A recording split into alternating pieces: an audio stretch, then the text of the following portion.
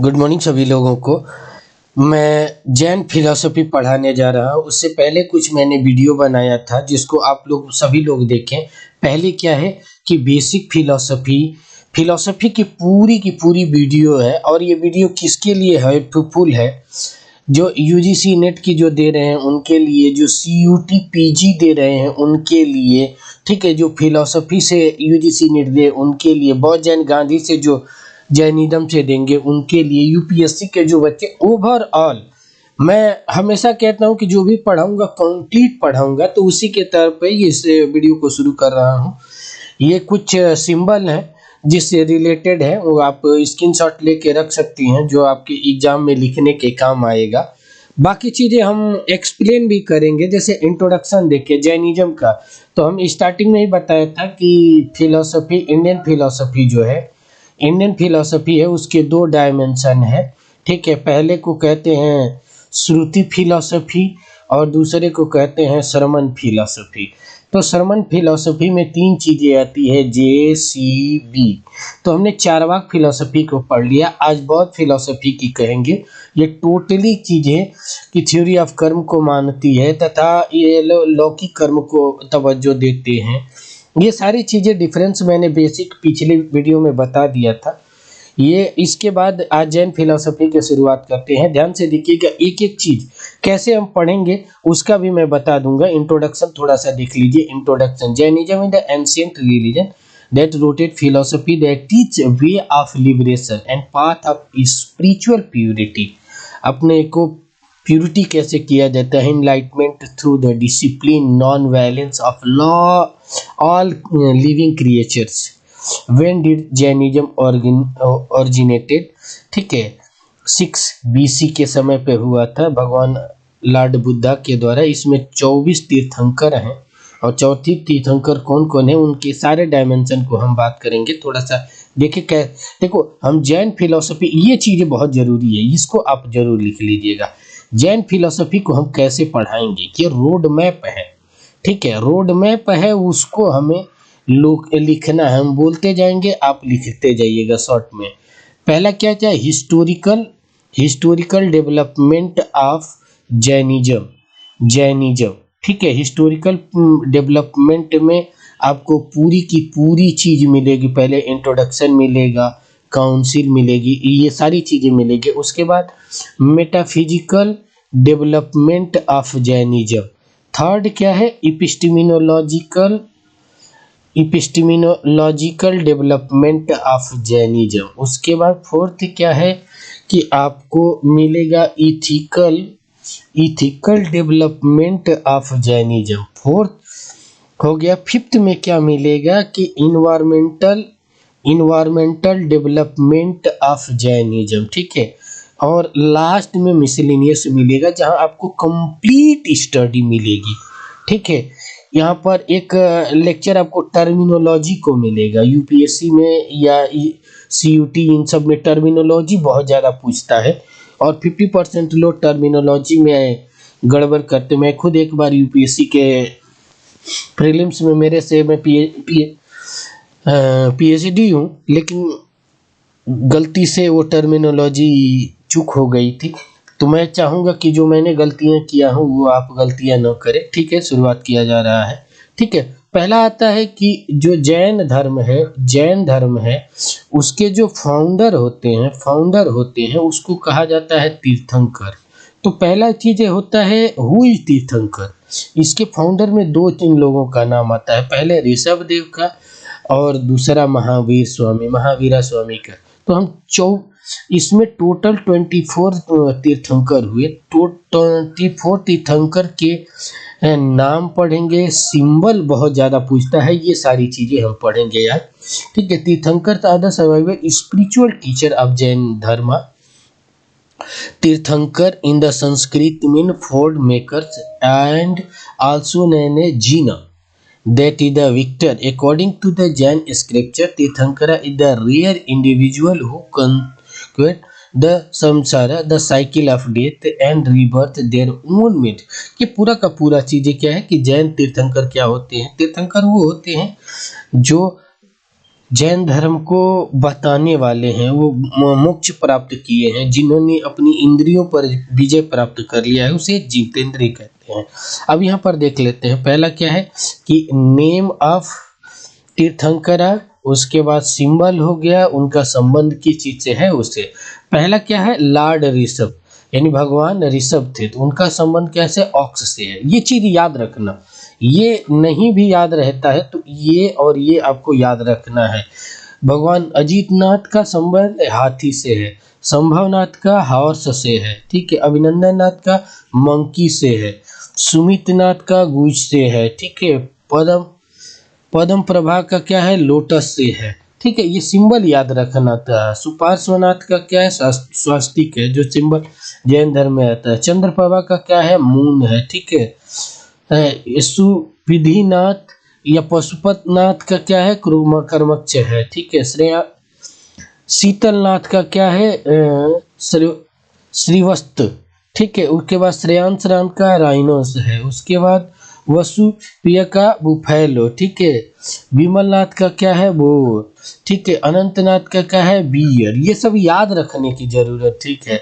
धर्मनाथ का क्या है, स्क्रिप्ट, ठीक है। उसके बाद शांतिनाथ का क्या है, डियर, ठीक है। कुकुंदनाथ का क्या है, ही गोट, ठीक है, ठीक है। अरतनाथ का फिश, ठीक है। मल्लीनाथ का थी वाटर पोर्ट, ठीक है। ये सारे सिंबल है।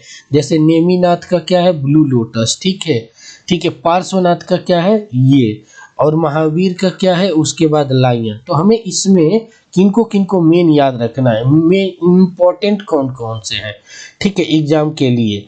महावीरा, पार्श्वनाथ, नेमिनाथ, ये स्टार्टिंग के लास्ट के 3। उसके बाद अक्सर पूछता है इनका पूछता है। उसके बाद आपका ऋषभ देव का पूछता है, ये इम्पोर्टेंट श्रेणी में है, तो इनको याद रखना है। अभिनंदन नाथ का क्या है, तो ये इम्पोर्टेंट है, जो एग्जाम के पॉइंट ऑफ व्यू से पूछे जाते हैं, तो हमें याद रखने की जरूरत है। जैन धर्म का उत्पत्ति, व्हेन डिड जैनिज्म ओरिजिनेटेड। देखो, जैन धर्म का वर्णन ऋग्वेद में भी मिलता है, बहुत पुराना धर्म है, लेकिन इसको फेमस करने का काम जो ऋषभ देव हैं, इनका वर्णन ऋग्वेद में है, यानी बहुत पुराना है। लेकिन इसमें 24 जो तीर्थंकर है, जिसमें से 24 नंबर का महावीर ने इसको फेमस किया, तो बहुत लोग इनको मेन तीर्थंकर मानते हैं, जबकि 6 BC में हुआ था, ठीक है। BC लॉर्ड महावीरा ने शुरू किया था, जिसके अंतर्गत आपको 24 तीर्थंकर मिलेंगे, ठीक है। ग्रेट टीचर, जो जिसमें महावीरा 24वें नंबर के हैं, इनकी कई काम है, ठीक है। 24 टीचर तीर्थंकर, ठीक है। People who attain the all knowledge moksha while the living and press the peoples. First कौन से तीर्थंकर, तो मैंने बताया कि ऋषभ देव। द वर्ड जैना, जैना का मतलब ये होता है जैन जिन्होंने इंद्रियों को जीत लिया है, ठीक है। जिसने इंद्रियों को जीत लिया है उसे जितेंद्रिय जैन कहते हैं। पहले महावीर के बारे में थोड़ी सी बेसिक जान लेते हैं। ये 24 नंबर के तीर्थंकर है, 540 BC में पैदा हुए थे। ये वैशाली के नियत पैदा हुए थे, ठीक है। ही बिलोंग टू जैन तृतीय क्लैन रॉयल, एक मतलब महाराजा फैमिली से थे, मगध से थे। इनके पिता का नाम सिद्धार्थ था, ठीक है। ये क्षत्रिय वंश के थे। माता का नाम त्रिशला थी। चेतका इनकी बहन का नाम था। किंग वैशाली में उनकी शादी हुई थी 30 वर्ष की उम्र में। ये सारी चीजें इन्होंने ये घर छोड़ा। 12 वर्ष की तपस्या के बाद इनको कैवल्य की प्राप्ति हुई। कहाँ पे हुई, पावापुरी। 42 ईयर्स के उम्र में। ये सारी चीजें याद, जो भी वो कर रहे हैं, अंडरलाइन कर रहे हैं, उसको याद रखिए। बस सिंबल इनका क्या है, लायन, शेर। मैंने सारा चीज बता चुका हूँ वहाँ पर। मिसर, खोसला, मगध, मैथिली, चंपाल, ये जो है ना, ये राजा है, गढ़ है, मतलब क्या कहते हैं, 16 जनपद थे, उसमें से ये जनपद है जहाँ पर इनका फैला। 72 वर्ष की आयु में ये मरे थे। 468 BC में पावापुरी बिहार में मरे थे। तो ये चीजें हमेशा हमें याद रखने का है। वैशाली, ये एक चीज याद रखिएगा कि ये बिहार में पैदा भी हुए थे और बिहार में ही मरे भी थे, ठीक है, ध्यान से, ठीक है। ध्यान से यहाँ से देखें, उसकी उत्पत्ति का कारण क्या था, कॉज ऑफ ओरिजिन, उत्पत्ति के कारण क्या थे। तो पहली चीजें थी, उस समय वैदिक का कर्मकांड थे बहुत ज़्यादा थे, उससे दुनिया त्रस्त हो चुकी थी। दूसरा था जो लैंग्वेज यूज किया जाता था समाज में, वो संस्कृत थी जो आम जनता के लिए टफ है, इसीलिए इन्होंने प्राकृतिक लैंग्वेज में, इनके जितने भी लिटरेचर मिलेंगे प्राकृतिक लैंग्वेज में मिलेंगे। उसके बाद वर्ण सिस्टम बहुत ज़्यादा कॉम्प्लिकेटेड हो चुका था और इनमें इस तरीके की कोई चीज़ नहीं थी, ऑटोमेटिक उठने का काम था। और वर्ण सिस्टम में सबसे बड़ा था ना कि ब्राह्मण वर्ग और क्षत्रिय वैश्य का बहुत बड़ा प्रभुत्व था। वैश्य और शूद्रों की दशा अत्यंत दयनीय थी, इसलिए इन चीज़ों को उठने में बहुत ज़्यादा उसकी भूमिका थी। ठीक है, इसकी कुछ पीछे इसकी कमियां भी थी जिसको हम देखेंगे आगे। कंसेप्ट ऑफ जैनिज्म, भगवान को के रूप में क्या मानते हैं, भगवान को ये किस रूप में मानते हैं। तो देखो यहाँ पर हम इसके दो पार्ट पढ़ेंगे, दिगंबर और श्वेतांबर। वहाँ पर हम पढ़ेंगे Jainism believe universal and it's substance. ठीक है, ये मतलब उस चीज़ों में मानते हैं यूनिवर्सल धंधा एक ऑर्डर और कॉस्मिक लॉ के द्वारा चलती है। ये लोग नास्तिक फिलॉसफी के रूप में आते हैं, लेकिन ये जो भगवान के रूप में मानते हैं वो एक सोशल रिफॉर्मर के रूप में आते हैं। इस तरीके से जैसे वैदिक फिलॉसफी में उस तरीके से नहीं है, इसीलिए कहा जाता है कि Jain philosophy does not believe in God. इसमें बहुत सी चीज़ें हैं। एक आम व्यक्ति भी मोक्ष को प्राप्त कर सकता है, जो मोक्ष को प्राप्त कर लेता है उसे तीर्थंकर कहा जाता है, और वो भगवान के रूप में, भगवान क्या, वो तीर्थंकर के रूप में जाना जाएगा। इसलिए कहा जाता है यह भगवान को नहीं मानते हैं, मोक्ष को प्राप्त करना ही जीवन का उद्देश्य है। ये देखिए, जैनिज्म फिलॉसफी दो भागों में बटा। ठीक है, जैनिज्म फिलॉसफी दो भागों में बटा। ठीक है, एक को कहते हैं दिगंबर, ठीक है, दूसरे को कहते हैं श्वेतांबर। दिगंबर क्या थे, रिजिड थे, ये क्या थे, श्वेतांबर लिबरल थे। ठीक है, ये ओल्ड है, ये न्यू है। अब इंडिया की बात करते हैं, सपोज दैट इंडिया इस तरीके से, तो एक चीज देखेंगे यहाँ पर इस तरीके से। तो जो साउथ में गए वो श्वेतांबर कहलाए और जो अन्य भागों में रहे वो दिगंबर कहलाए। ठीक है, श्वेतांबर श्वेत वस्त्र धारण करते थे, दिगंबर नग्न रहते थे, नग्न रहते थे। इसके सिवा इसमें कई और चीजें हैं कि स्थूलभद्र ने इसको आगे बढ़ाने का काम किया। ये चीज़ें जो मैं बोल रहा हूँ प्लीज़ इसे नोट कर लीजिएगा, क्योंकि बहुत सी चीज़ें एक्स्ट्रा मुँह से जो निकलती है ना, उसमें पीडीएफ में हो भी सकती है और नहीं भी हो सकती है। ठीक है, यहाँ पर देखिए भद्रबाहु। ठीक है, भद्रबाहु के रूप में ये साउथ इंडिया के रूप में गया। ठीक है, 12 वर्षों के चीज़ों पर। अब यहाँ से इस चीज़ों को हम देखते चलेंगे। अब ये श्वेतांबर दिगंबर की भी कुछ कैटेगरी है, कौन कौन से हैं। श्वेतांबर को पता चला ये नारियों को लेकर, स्त्री को लेकर ये मोक्ष प्राप्त कर सकती हैं, लेकिन दिगंबर कहते थे कि ये मोक्ष प्राप्त नहीं कर सकती है। ठीक है, तो जो पूरी तरीके से श्वेतांबर ये मानते थे कि तीर्थंकर भगवान हैं, जबकि दिगंबर मानते थे कि तीर्थंकर न सोशल रिफॉर्मर है। अब यहाँ पर देखेंगे दिगंबर मोक बिलीव द कंप्लीट नग्न रहते थे, वो वस्त्र को भी मानते थे और कहते थे कि महिलाओं को मुक्ति तब तक नहीं मिल सकती है जब तक वो दूसरे मतलब मेल नहीं बन जाती है। ठीक है, यहाँ पर 5 महाव्रतों को फॉलो करने का मेन रूप से स्ट्रिक्टली, श्वेतांबर में थोड़ी सी लिबर्टी है लेकिन यहाँ पर कोई लिबर्टी नहीं है। सत्य, अहिंसा, अस्तेय, अपरिग्रह, ब्रह्मचर्य, इसको एकदम कंप्लीटली फॉलो करते थे। ये कहते थे कि महिलाएं कभी मुक्ति प्राप्ति ही नहीं कर सकती। ये कोटेशन ही हमेशा याद रखिएगा। भद्रबाहु ये इसके जो बढ़ाने वाले थे वो है। अब इसके मेजर सबसेक्ट क्या है, मूल संघ, बासीपथा, तेरापथा, ठीक है, तरनपथा, ये इनके ना सेकेंडरी मतलब वो पार्ट है, इसको याद रखना जरूरी है। ठीक है, माइनर सबसेट, ठीक है, ये दोनों हैं। ठीक है, श्वेतांबर का क्या है कि ये श्वेत वस्त्र का धारण करते थे। ये 4 ही व्रत को मानते थे, जैसे पंच महाव्रत।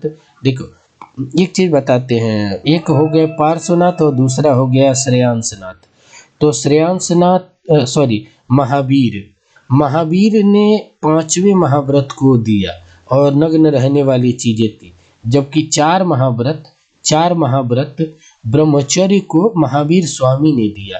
तो दिगंबर संप्रदाय ब्रह्मचर्य को मानता है, लेकिन श्वेतांबर संप्रदाय केवल और केवल 4 ही संप्रदाय को मानता है, जो पार्श्वनाथ ने कहा था। ये 23rd नंबर के तीर्थंकर थे।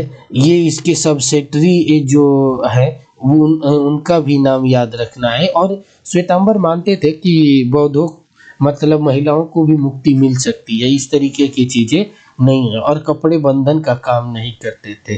ठीक है, इसको पूरी भारत में फैलने का सबसे बड़ा रीजन क्या था कि ये खुद ही एक बड़े राज परिवार से थे और इनकी बहन भी राज परिवार से थी। तो इसकी वजह से राजसत्ताओं का संरक्षण मिला और ऑटोमेटिक बढ़ता गया। Mahavir organise the order follower. और तीसरी चीज़ क्या है कि ये प्राकृतिक लैंग्वेज में हर चीज़ों को देते थे। और वैदिक धर्म में जो ब्राह्मणिकल रिलीजन में कर्मकांड से दुनिया परेशान थी, उससे ये मुक्ति की बात करते थे कि ये चीज़ें नहीं है। और सबसे बड़ी चीज़ न चंद्रगुप्त मौर्य खुद ही इसको बहुत बड़ा संरक्षण दिया। लास्ट में जाकर वो चंद्रगुप्त मौर्य जैन धर्म भी स्वीकार कर लिया। ठीक है, मगध में इसका संरक्षण मिला। 12 वर्षों तक भद्रबाहु लेके गए कर्नाटक में कलिंग राज की चीज़ें, उड़ीसा, ये सारी चीज़ें। यहाँ पर आप देखेंगे कि एलोरा अजंता की गुफाओं में भी बहुत से राजाओं ने संरक्षण देके मूर्तियाँ जैन धर्म की बनाई है। तो देखने को मिलता है इस तरीके से संरक्षण मिला।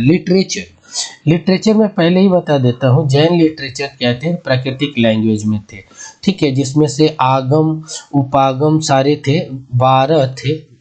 जैन लिटरेचर के बहुत विशाल है, जैन लिटरेचर बहुत विशाल है। ठीक है, 12 आगम है, 12 उपागम है, इस तरीके से करते जैन लिटरेचर का बहुत बड़ा विशाल है।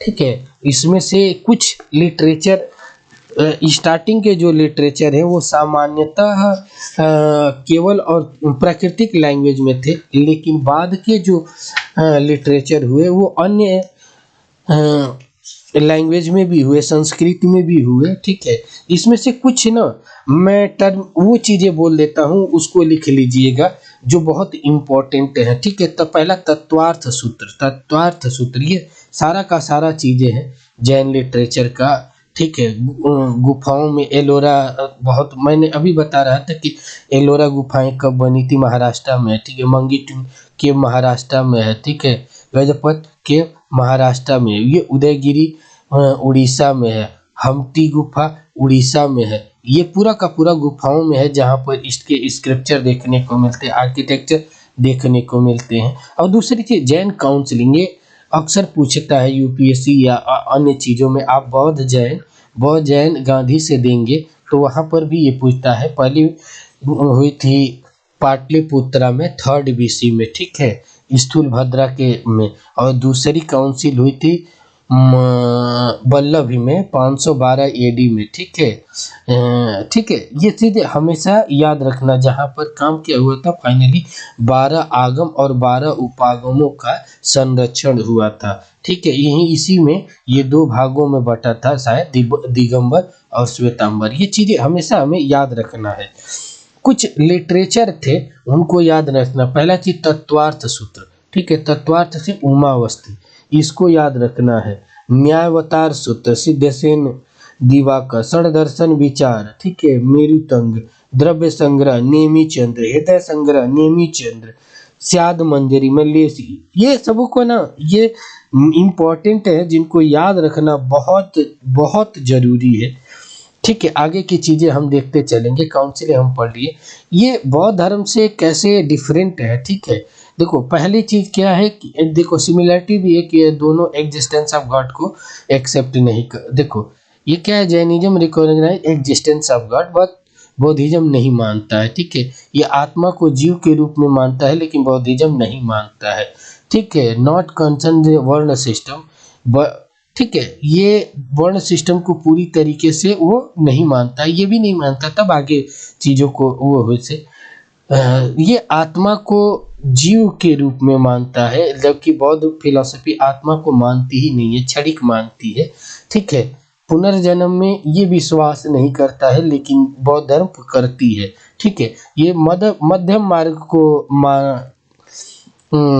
ये स्वीकार करता है, जबकि ये क्या है कि ये कंप्लीटली जो कपड़े तक को ये डिनाई करते हैं और तीर्थंकरों द्वारा बनाए गए नियम पर चलने की बात करते हैं। ठीक है, दुनिया में इसका आज क्यों है, इसके पीछे कई कारण है। ठीक, पहली चीज क्या है कि इन्होंने दुनिया को नॉन वायलेंस की चीजें सिखाई, जो आज भी वो है।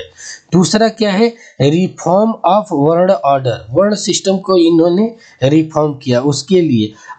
उसके बाद प्रकृति लैंग्वेज, और प्रकृति लैंग्वेज में ये जो लिटरेचर है जिसकी वजह से दुनिया की चीज़ें हैं। अनेकांतवाद, ये ऐसा प्रिंसिपल है जिसको मान लेने के बाद सारी की सारी चीज़ें ही आपके अंदर से समाप्त हो सकती है, मतलब किसी भी प्रकार की वो चीज़ें नहीं होंगी। ठीक है, इसके सोशल भी हैं, जहाँ नॉन वायलेंस, अहिंसा को ज़्यादा किया है, अपरिग्रह। ठीक है, ठीक है, ग्लोबल वार्मिंग की यदि इसके 10% भी नियम, यदि 10% भी जैन फिलॉसफी के कर देते तो पूरा का पूरा ग्लोबल वार्मिंग की चीज़ों को सुधार किया जा सकता है। तो ठीक है, यह आज की वीडियो लेक्चर में हमने हिस्टोरिकल डेवलपमेंट की चीज़ें पढ़ा। उसके बाद हम लोग पढ़ेंगे some important terminology of Jain philosophy, जो बहुत वेरी मोस्ट इम्पॉर्टेंट हो जाएगी।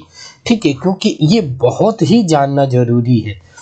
ठीक है, यदि वीडियो अच्छा लगे तो लाइक करिए, शेयर कीजिए और चैनल को सब्सक्राइब करना न भूलें। और एक चीज़ और है, यदि आपको कोई चीज़ और छूट रहा है या कुछ चीज़ चाहिए तो आप सुझाव जरूर दे दीजिए, मैं उस पर अमल करके बता दूंगा। तो अभी तक के लिए यहीं तक। आप सभी लोगों को बहुत बहुत धन्यवाद। Thank you so much. आप लोग इसी तरीके से जो भी कुछ चीज़ें हो बताते रहिए, और मैं हमेशा कहता हूँ कि जो भी पढ़ाऊँगा कंप्लीट पढ़ाऊँगा, कि आपको कोई भी चीज़ न छूटे। तो यहाँ तक आप लोगों के इसके लिए आज यहीं तक। Thank you so much.